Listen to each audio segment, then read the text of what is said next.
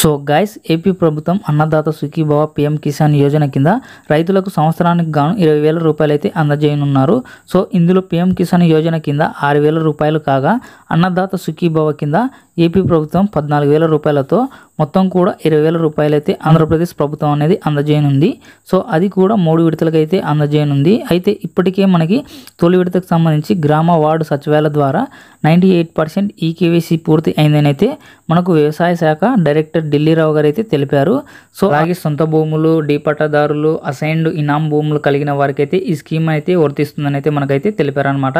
అయితే మనకి ఈ అమౌంట్ అనేది మొదటి విడత అనేది ఏ రోజున రిలీజ్ చేస్తారంటే, మనకి వచ్చే నెల అంటే మనకు జూలై నెల కేంద్ర ప్రభుత్వం అనేది పీఎం కిసాన్ డబ్బులు అయితే జమ చేస్తుంది. సో అదే రోజున మనం కూడా అన్నదాత సుఖీభవ పథకానికి సంబంధించి డబ్బులు అయితే జమ చేస్తామని చెప్పేసి మనకైతే విస్తృత స్థాయి సమావేశంలో నారా చంద్రబాబు నాయుడు గారు అయితే మనకైతే అన్నారనమాట. సో మనకి కేంద్రం నుండి అయితే ఇప్పటికైతే ఎలాంటి డేట్ అనేది ఫిక్స్ చేయలేదన్నమాట. సో మనకు జూలై నెలలో అయితే ఫస్ట్ వీక్ కానీ సెకండ్ వీక్లో అయితే డేట్ అనేది ఫిక్స్ చేయడం అయితే జరుగుతుందన్నమాట. సో ఆ పీఎం కిసాన్కి సంబంధించి 2,000 రూపాయలు ఏ రోజైతే మనకైతే జమ చేస్తారో, సో అదే రోజున మనకి ఈ అన్నదాత సుఖీభవ కింద మనకు ఏపీ ప్రభుత్వం అనేది 5,000 రూపాయలు అనేది జమ చేస్తుందన్నమాట.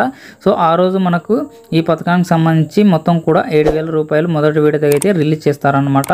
సో ఇప్పటికైతే మనకైతే ఎలాంటి అప్డేట్ అయితే ఇవ్వలేదన్నమాట.